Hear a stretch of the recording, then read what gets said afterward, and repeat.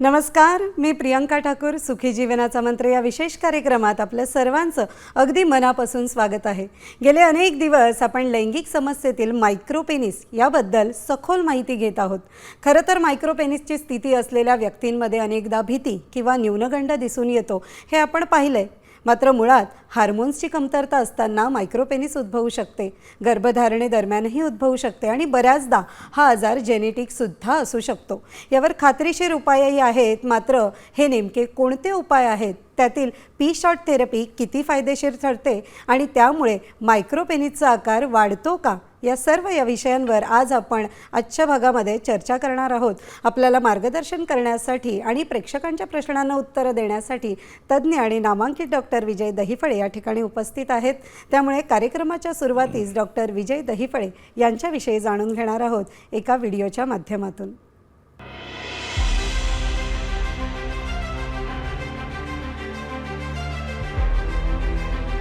Doctor विजय दहिफळे हे sexologist, urologist आणि enterologist आहेत.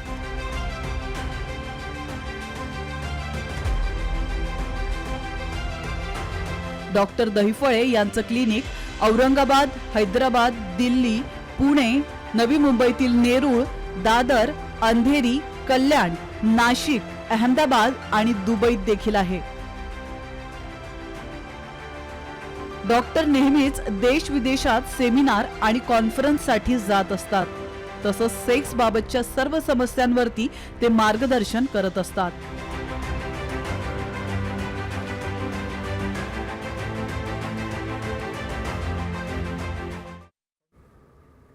डॉक्टर, साम टीव्हीच्या स्टुडिओमध्ये आपलं मनापासून स्वागत आहे.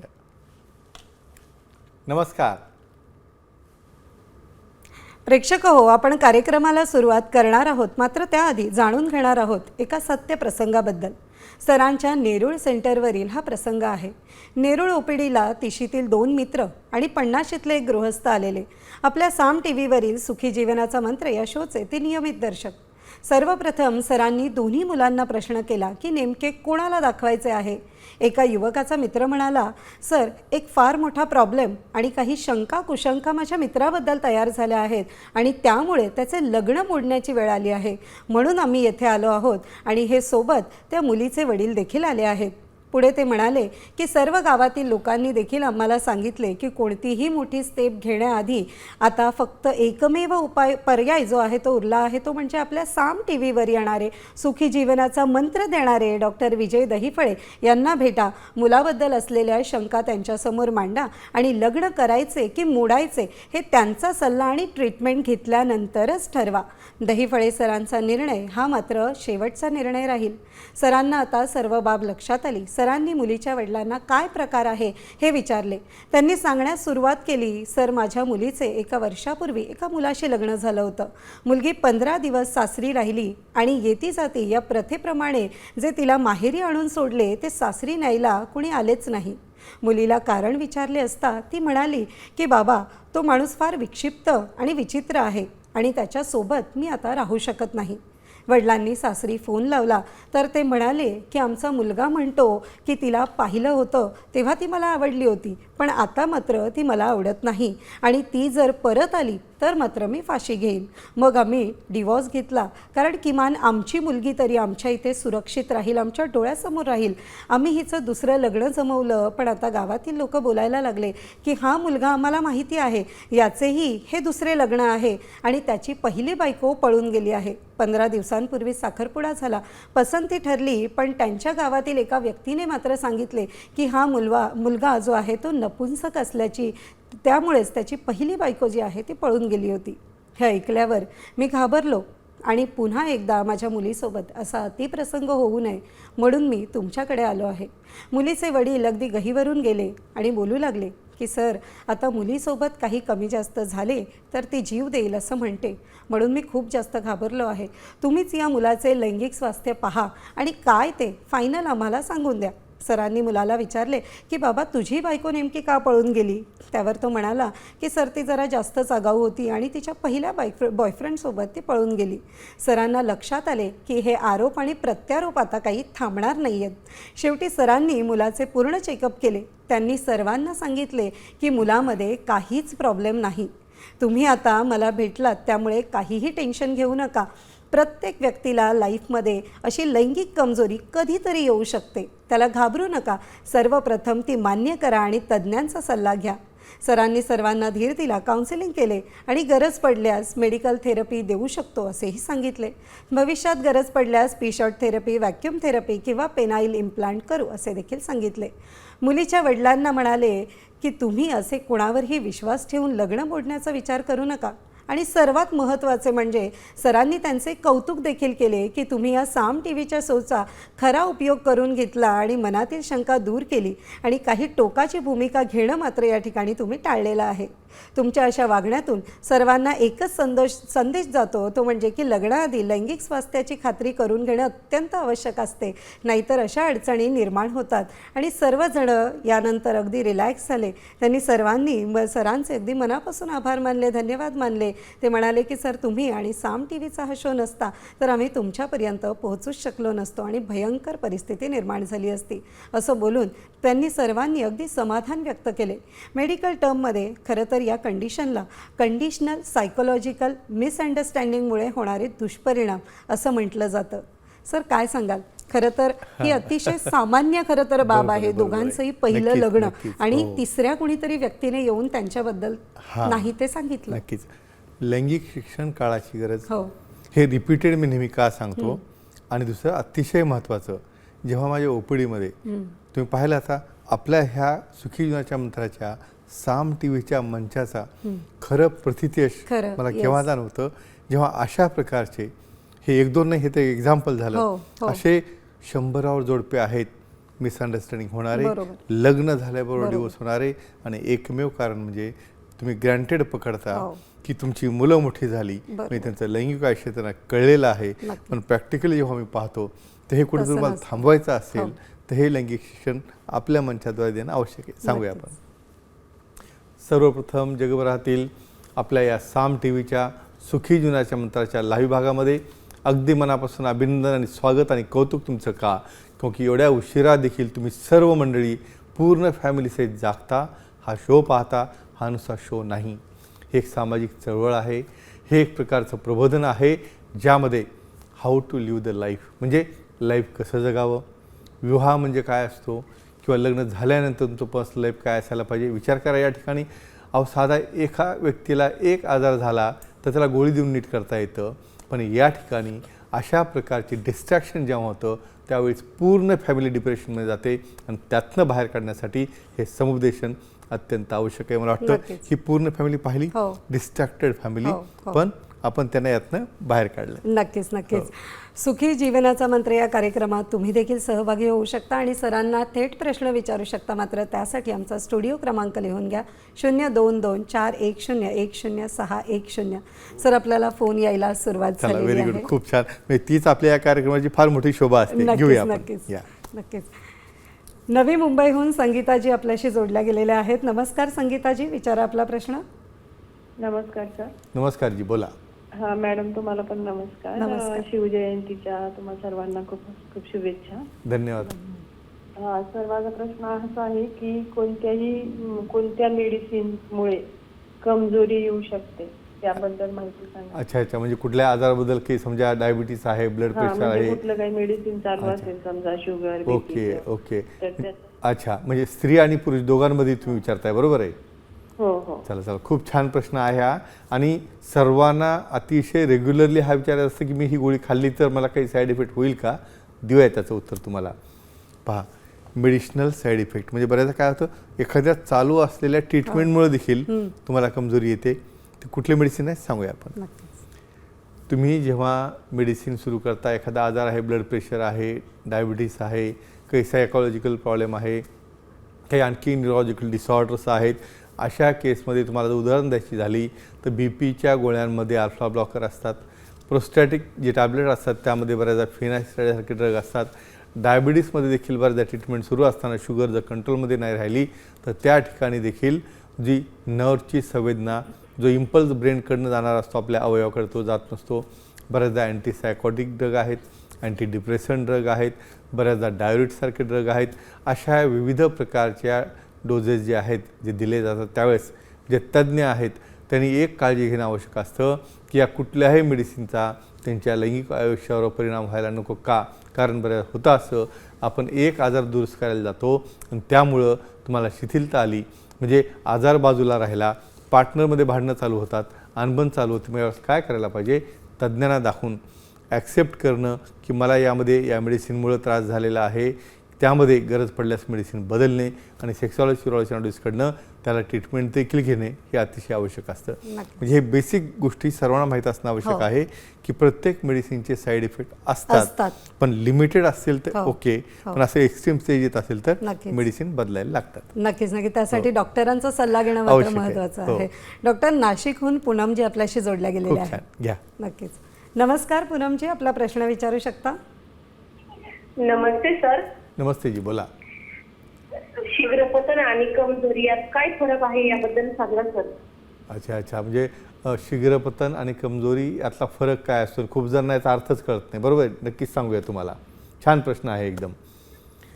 बघा, हे बेसिक प्रश्न आहेत की तुम्हाला एक ट्रायड असतं, कुठलाही आजार हा एकटा येत नाही. बरोबर. शीघ्रपतन, कमजोरी, मायक्रोपिनिस किंवा लहान सांगूया आपण. बरेच जण या दोन शब्दामध्ये फार गफलत करतात. हे बघा, कमजोरी ज्याला आहे त्याला शीघ्रपतन असायलाच पाहिजे असं नाही, आणि ज्याला शीघ्रपतन आहे तो कमजोर आहे असंही म्हणता येत नाही. फरक काय यामध्ये, हे बघा, यामध्ये लिंगामध्ये कठोरता जरी असेल तरी कठोरता मेंटेन असताना बऱ्याचदा 1 ते 2 मिनिटाच्या आतमध्ये तुम्ही विरस्खलन करता. मग याला शीघ्रपतन देखील म्हणता येतं. मग कठोरता तर आहे पण शीघ्रपतन होतं त्या ठिकाणी. आणि दुसरी गोष्ट काय आली या ठिकाणी, हे बघा, या ठिकाणी तुम्ही शीघ्रपतन म्हणजे इव्हन क्रिया करण्याच्या आत फोरप्लेमध्येच जेव्हा तुम्ही विरेस्खलन करत असता त्यावेळेस इरेक्शन देखील झालेलं नसतं, ताठरता देखील आलेली नसते, आणि म्हणून हे शीघ्रपतन आणि कमजोरी हे दोन्ही हँड इन हँड चालतात. म्हणजे दोन्ही सिम्पटम हे ओव्हरलॅपिंग असतात. म्हणून एकच महत्त्वाचं सांगेन, या ठिकाणी तुम्हाला ट्रीटमेंट दिल्यानंतर त्याला खूप छान रिझल्ट आहेत. आणि बऱ्याचदा आता हे नवीन मॉडर्न टेक्नॉलॉजी निघालेल्या आहेत, हायफेम थेरपी, ज्यामध्ये या ठिकाणी पाहताय तुम्ही आपल्या चित्रफितीमध्ये एक स्पेशल लो इंटेन्सिटी वेव्ज असतात जे आपल्या बल्बोक्यावर नसूस मसलला कॉन्ट्रॅक्शन आणि रिलॅक्सेशन करतात, जसं किगल एक्झरसाइज असते. यामुळं तुम्हाला शीघ्रपतन आणि कमजोरी अतिशय चांगल्या पद्धतीने कंट्रोलमध्ये आणता येतं. आपल्या दादरच्या सेंटरला या सर्व सुविधा आता उपलब्ध आहेत.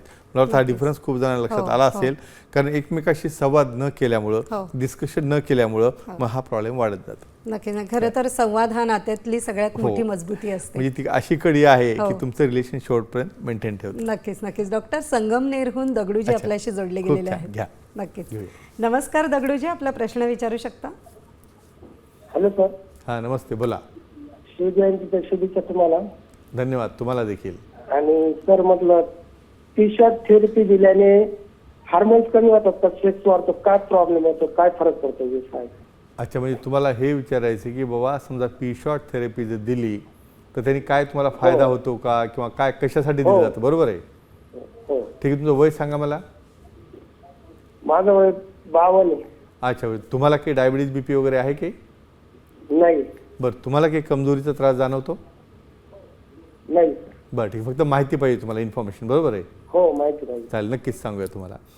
म्हणजे आपले चौकस असणारे सर्व व्ह्युअर जे आहेत, म्हणजे खरं म्हणजे खूप जणांना ही पीशॉट थेरपी काय, म्हणजे ह्या अशा टर्म्स आहेत मेडिकल फील्डमध्ये की त्या काय असतात, सेफ आहेत का दिल्या जातात, सांगूया आपण. नक्कीच. मित्रांनो, पीशॉट थेरपी काय असतं बघा, सायकोसोमॅटिक ट्रीटमेंट्स, म्हणजे आता हा फार मोठा मी अवघड शब्द वापरला, ज्यामध्ये एक सायकोलॉजिकल कंडिशन आणि त्यामुळे तुमच्या मसल्स किंवा ग्लँड्सवर असणारं कंट्रोल, यामुळे देखील हिलिंग होत असतं. हा एक भाग झाला जो सायकोथेरपीमध्ये येतो. आता आला पीशॉट थेरपी, म्हणजे एखाद्या व्यक्तीला त्यांनी काय सांगितलं, माझं वय 50च्या वर आहे, त्याला डायबिटीस असेल, बीपी असेल, किंवा जरी नसेल तर वय वाढल्याप्रमाणे तुमचं वय वाढलं, केस पांढरे झाले, टक्कल पडलं, चष्मा लागला, तसं लिंगामधले कार्पोरा जे फंक्शनिंग युनिट आहेत ते कोलॅप्स व्हायला लागतात. मग फक्त मेडिसिन खाऊन ते मोठे होणार आहेत का? नाही. मग सेल्युलर थेरपी म्हणजे प्लेटलेट रिच प्लाझ्मा थेरपी म्हणजे पीशॉट, ते जेव्हा आपण घेतो सेल्समधनं, त्या घेऊन त्याला आपण फ्रीज आणि थ्रॉ टेक्निकनी डेव्हलप करून त्या प्लेटलेटले ग्रॅन्युल त्यातनं निघतात, आणि जेव्हा आपण लिंगात इंजेक्ट करतो त्यावेळेला नवीन सिस्टीम तयार होते, त्यात आकार वाढणे, क्वालिटी वाढणे, इरेक्शन वाढणे, मेडिसिनचा डोस कमी होणे, एवढे मोठे फायदे असतात. तर नक्कीच पीशॉट तुम्ही ही डे केअर सर्जरी आहे, सर्जरी म्हणण्यापेक्षा डे केअर इंजेक्शन्स आहे, 2 ते 3 तासामध्ये तुम्ही परत जाऊ शकता. मला वाटतं हा डाऊट क्लिअर झाला त्यांना, म्हणजे सर्जरी आहे का, इंजेक्शन आहे का, काय, म्हणजे हे सर्वांना कळलं असेल. करेक्ट आहे. अगदी म्हणजे लहान सर्जरी किंवा एका दिवसाचं आपण म्हणू डे केअर शकतो. म्हणतो, डे केअर हो, एकदम. हो. हो. डॉक्टर, पुण्याहून अमोलजी आपल्याशी जोडले गेलेले चला, आहेत. खूप छान, घ्या. नक्कीच. नमस्कार अमोलजी, आपला प्रश्न विचारू शकता. हा तर मॅडम असा प्रश्न आहे की माझा बोला. विचारा. की माझी मैत्रीण आहे, माझ्या मैत्रिणीला इंटरेस्ट नाही त्या सेक्स करण्यामध्ये. बरं, तुमची मैत्रीण आहे आणि तुमच्या मैत्रीला तुमच्या त्या कामामध्ये किंवा क्रियेमध्ये काही इंटरेस्ट नाही किंवा काही रस येत नाही, बरोबर आहे? हा, सेक्स करण्यामध्ये इंटरेस्ट नाही. बरं, ठीक आहे. त्याच्याविषयी माहिती द्या. बरं, मग समजा असं इंटरेस्ट येण्यासाठी काय करायला पाहिजे, हाच प्रश्न आहे तुमचा, नाही का?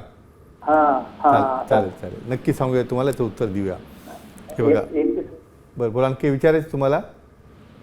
21 वर्ष आहे त्या.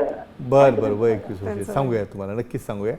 बघा, लैंगिक शिक्षणामध्ये आपल्याला एज्युकेशन देणं का आवश्यक आहे?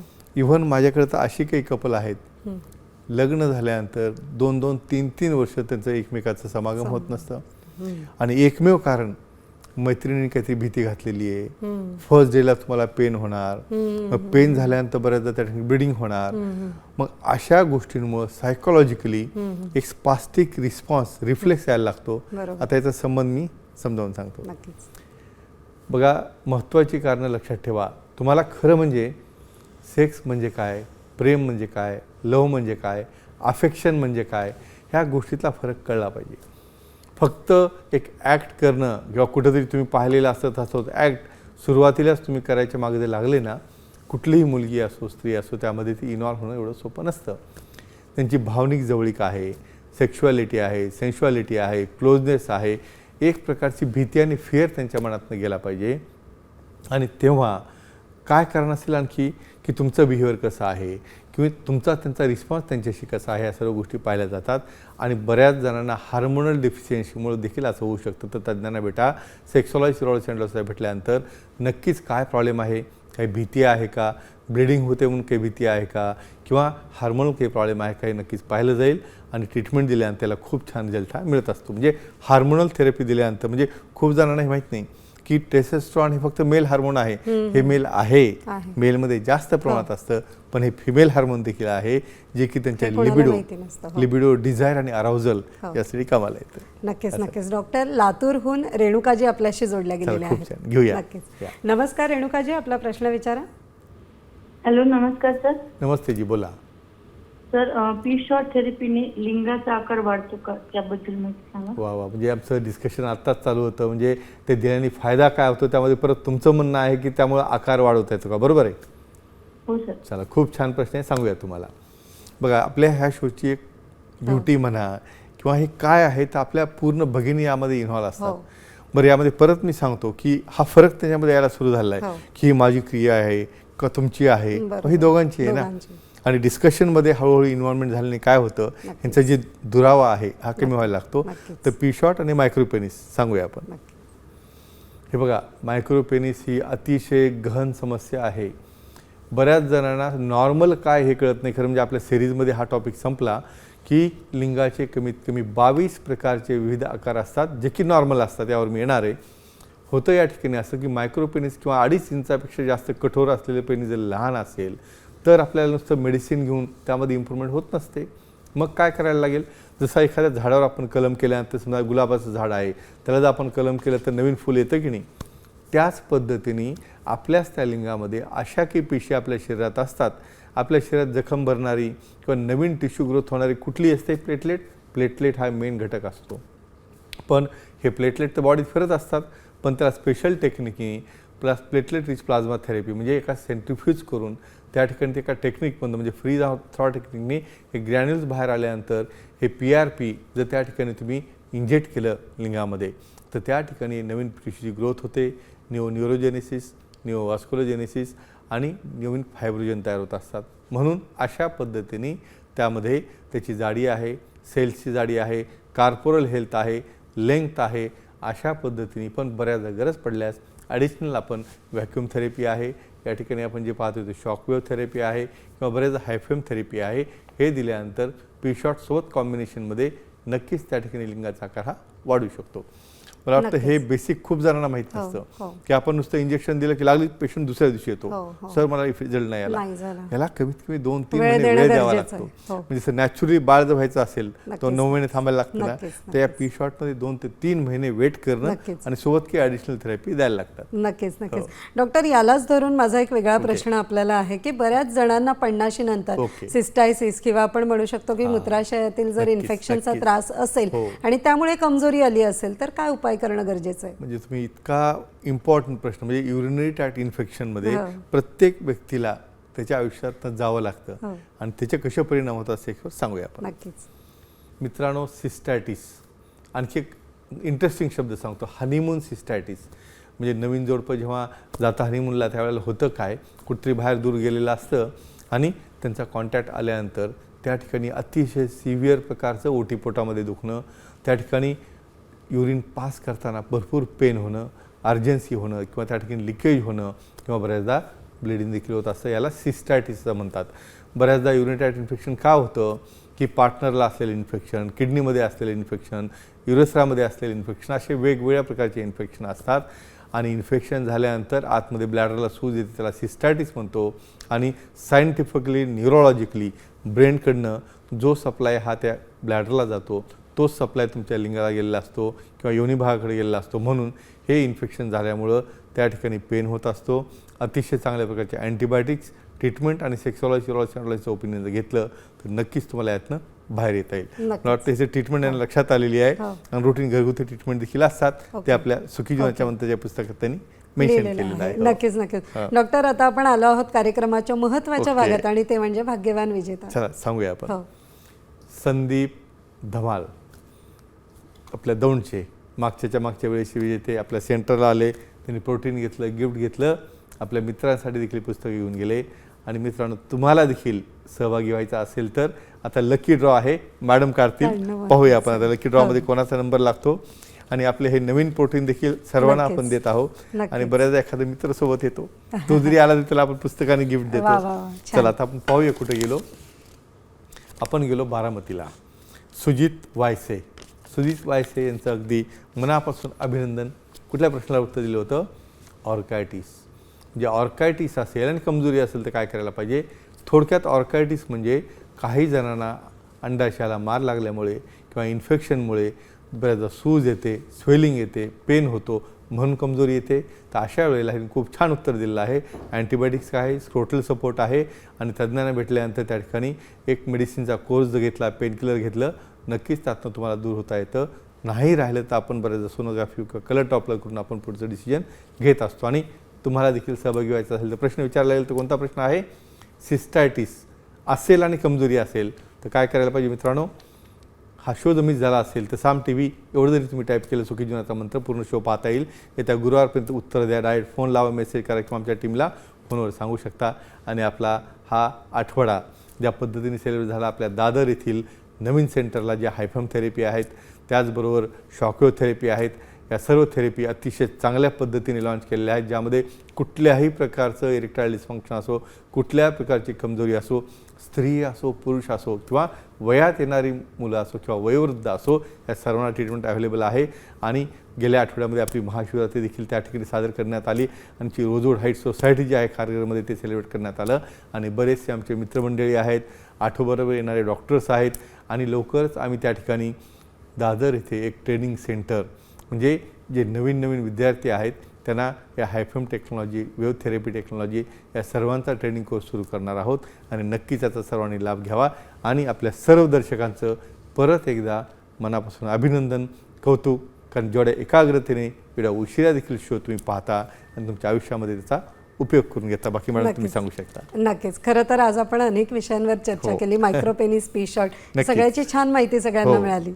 नक्कीच. सुखी जीवनाचा मंत्र या विशेष कार्यक्रमात आता वेळ झाली आहे इथेच थांबायची.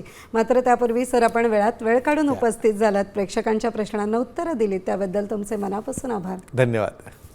पुन्हा भेटूया नव्या विषयासह. तोपर्यंत शुभरात्री. नमस्कार.